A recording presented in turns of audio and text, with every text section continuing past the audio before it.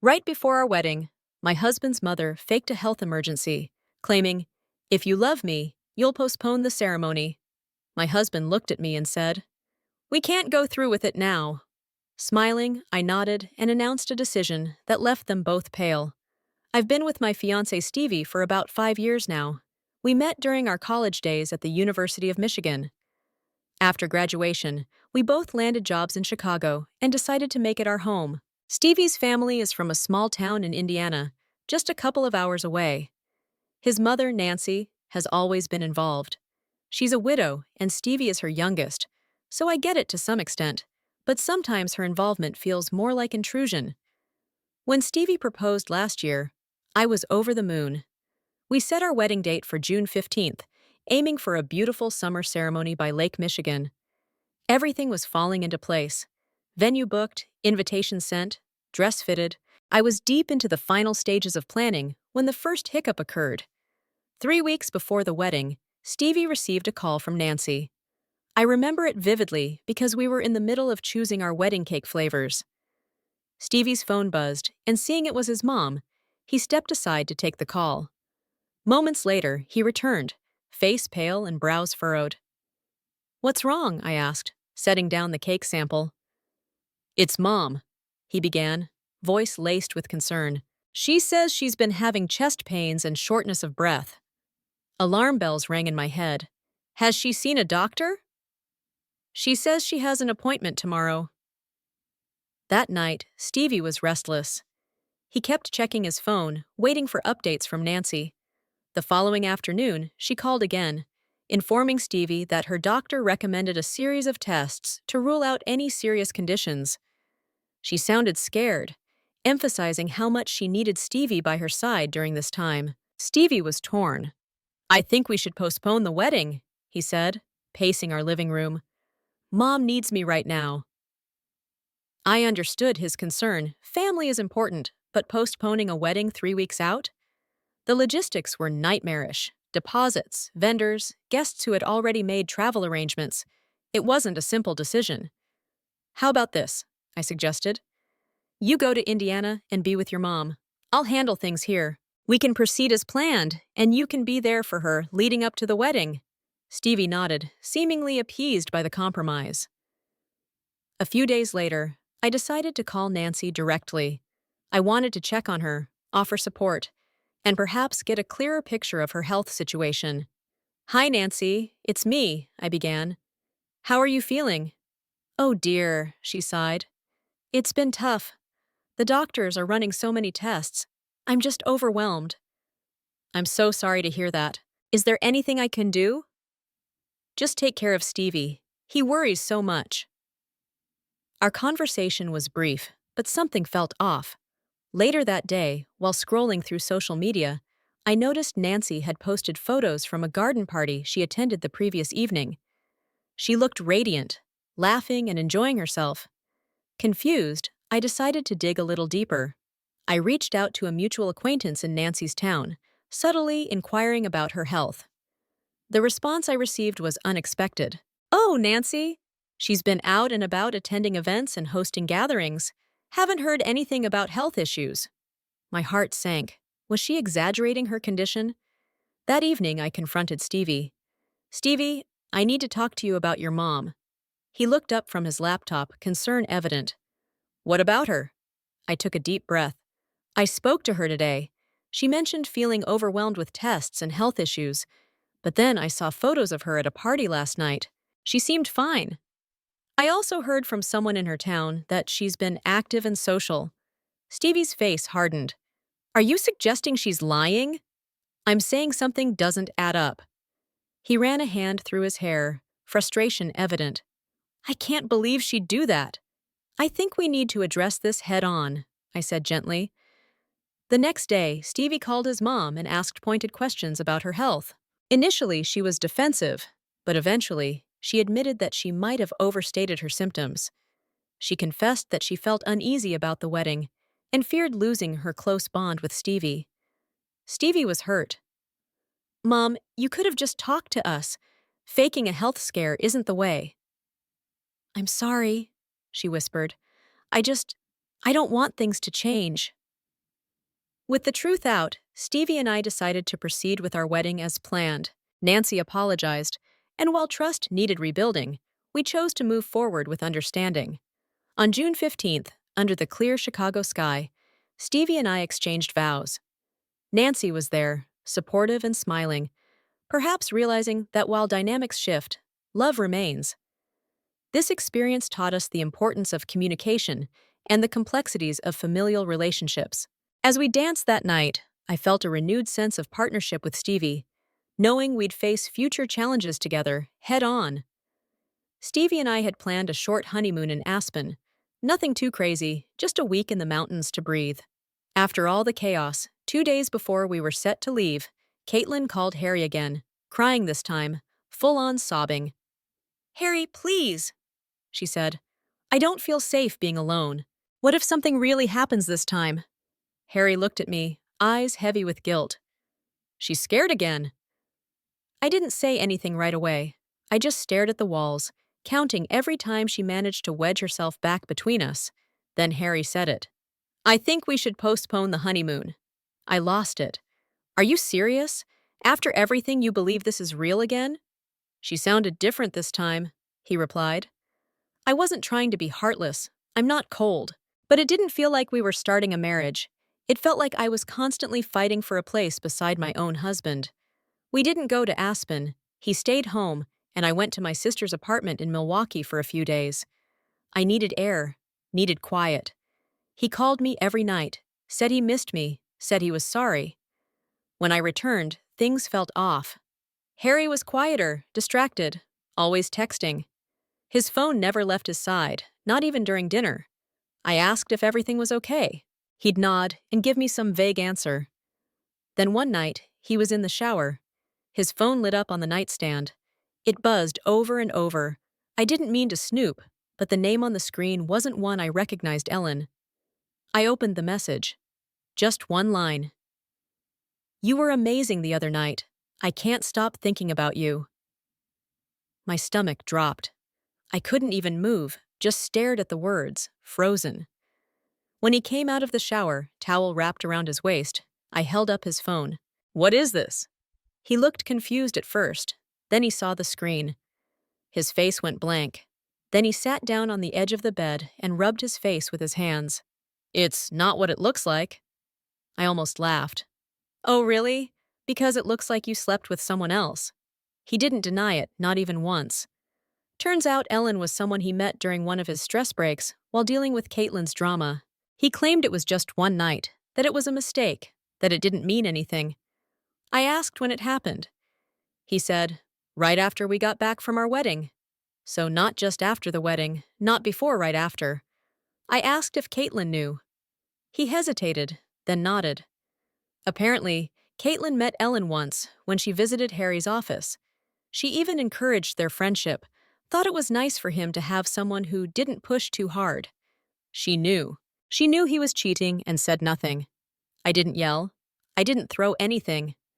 I packed a bag and left, went to a cheap hotel near Lakeshore Drive, spent 2 nights staring at the ceiling, replaying every moment over in my head: the wedding, the postponed honeymoon, Caitlin crying wolf, him sleeping with Ellen. And now I had a choice to make. I didn't want revenge right away. I wanted the truth.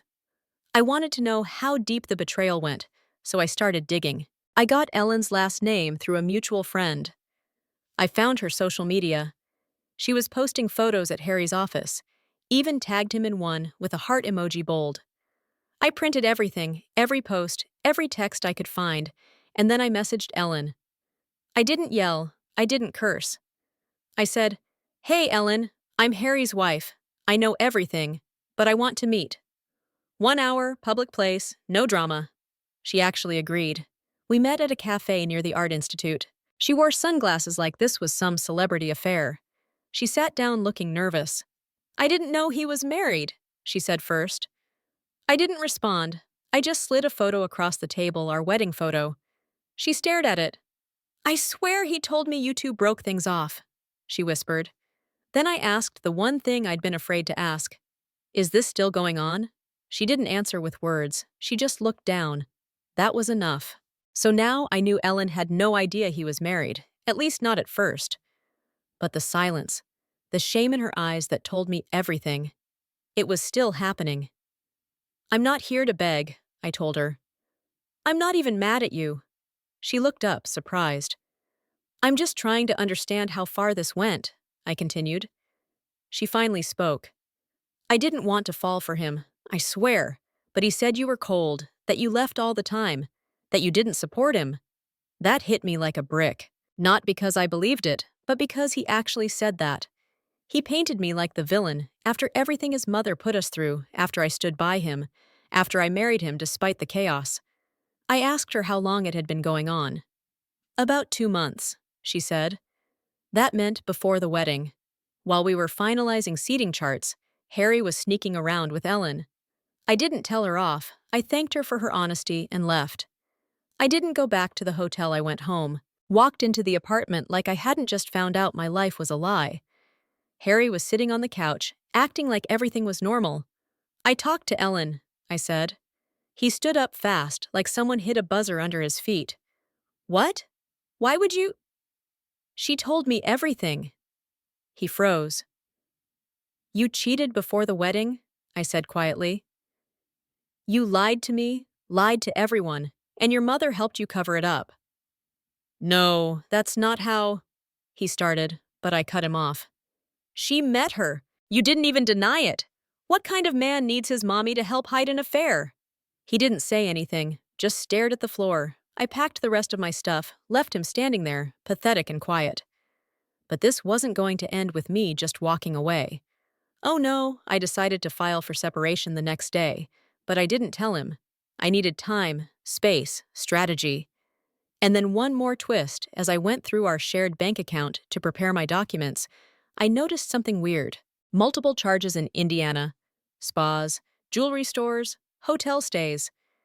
These weren't small purchases, thousands of dollars. All around the time Caitlin was supposedly sick. I called one of the hotels. Hi, can I confirm if a Harry last name stayed there recently? Yes, he checked in with another guest. Last month with Ellen Paz. No, the guest's name was Caitlin. I was stunned. Harry and his mother stayed in a hotel together while she was faking chest pains. I drove back to Indiana, straight to that hotel, talked to a concierge, got friendly, slipped him a 50. She acted like she owned the place, he said. Spa every day, room service like clockwork. Even had some guy come visit her. Harry, I think, but not always him, sometimes another younger man. Wait, another man? Did you catch a name? The concierge checked. Yeah, Roger something. I didn't know a Roger, but Caitlin sure as hell never mentioned one. Back in the car, I sat for 10 minutes, just staring through the windshield. This was deeper than just an affair. Harry and his mother had been working me maybe financially, maybe emotionally, maybe both. I confronted Caitlin next, went to her front porch in Indiana, rang the bell. She looked surprised, but only for a second. Sweetheart, you shouldn't be here. Harry's not home. I didn't come for Harry, I said. I laid it all out, the hotel, the charges, Ellen, Roger. That's when I saw something new in her face. Not guilt, not shame, fear. She tried to wave it off. You're reading too much into it. Roger's a friend. He's just helping me with some estate stuff. Estate stuff you paid for with our joint account? Silence. Then for the first time, Caitlin snapped. You always made Harry feel small, like he had to choose between us. I blinked. So you pushed him to cheat, lied about your health, took money from our account? Her mouth twisted into a smirk. You wouldn't understand. You were never family. Right then, I knew this wasn't just a clingy mother-in-law. This was planned. They never intended for me to last. Caitlin saw me as competition, and Harry, he was either too weak to stand up to her or he was in on it the whole time. I walked away that day with only one goal left. I wasn't just going to leave. I was going to destroy the illusion of their perfect little lie. And if I had to expose every dirty detail to do it, so be it. When I left Caitlin's house that day, my hands were shaking, not from fear rage. They played me, humiliated me, lied to everyone. I gave everything to that marriage, and they turned it into a joke. I could have walked away. Could have just filed for divorce. Let karma do its thing. But no. I wanted to make sure karma showed up with a wrecking ball. First, I needed legal help. I found a no-nonsense divorce attorney in Chicago named Ms. Susan. She was tough, straight-talking, and as soon as I told her what happened, she leaned in like she was invested. "You want blood or just freedom?" she asked. "Both." We dug deep. I gave her every document I found: bank records, receipts, texts, social media screenshots. We built a full timeline from Caitlin's fake health scare to Harry's affair to the shared account misuse. Turns out, what they did wasn't just immoral, it was fraud. Harry used our marital funds for his mother's lavish trips and to help her consult with her shady friend Roger. He even moved part of our savings to an account under his name only, and that was illegal. I created a Google Drive with all the files, every receipt, every message from Ellen, even the voice memos Harry left crying after I left him. Then I sent a link to Harry's boss, to Caitlin's church group, to Ellen, and to Harry's college alumni newsletter inbox, where he bragged about our wedding last month. And because Harry worked in public relations, I forwarded the whole file anonymously to one of his company's biggest clients. They dropped him within 48 hours. I didn't expect Ellen to join me, but once she saw the full truth, Caitlin helping Harry cheat, Harry stealing money from our joint account and lying to her, she lost it. Turns out Ellen had dirt of her own. She had emails, audio, photos. She offered to testify for my divorce case. Harry's attorney quit the same week. Caitlin, she tried to run damage control, called me crying again. "I never meant for this to happen," she sniffled. "You never meant for you to get caught," I said. Then I hung up and blocked her on everything. We went to court. It was ugly. Harry looked like a ghost. Caitlin didn't show up, probably too ashamed. Ms. Susan laid everything out. The affair, the financial betrayal, the lies. Harry didn't fight. He just sat there, head down. The judge granted the divorce immediately. I got the apartment, half of our savings, and an order for Harry to pay legal fees and restitution for misused funds. He tried to talk to me after the hearing. "I'm sorry. I got lost. I didn't mean for any of this. Just don't." I walked away. But here's where I messed up. After everything, I thought I'd feel better. I thought burning it all down would make me whole again. It didn't. I'd spent so long hating them, fighting them, I forgot to heal myself. I pushed away friends who tried to help. I stopped trusting people. And worst of all, I started believing maybe I wasn't enough, that I had made him cheat. That if I were softer, kinder, more forgiving. But that was the final lie they fed me. I'm still rebuilding. New apartment, new job, new therapist. No contact with Harry or Caitlin. I heard Caitlin had to sell her house after some shady investments with Roger went south. Apparently, he ghosted her after draining her savings. Harry, last I heard, he was living in his cousin's basement, fired, reputation ruined, still blaming everyone but himself. And me? I'm not perfect. I let love blind me. I ignored red flags. I tried too hard to keep a relationship alive that was already dead inside. That's on me. But now I sleep peacefully, because the next time someone tries to lie to me, to cheat me, to erase me, they better remember what I did to the last ones. And I'll remember what it took to rise from it.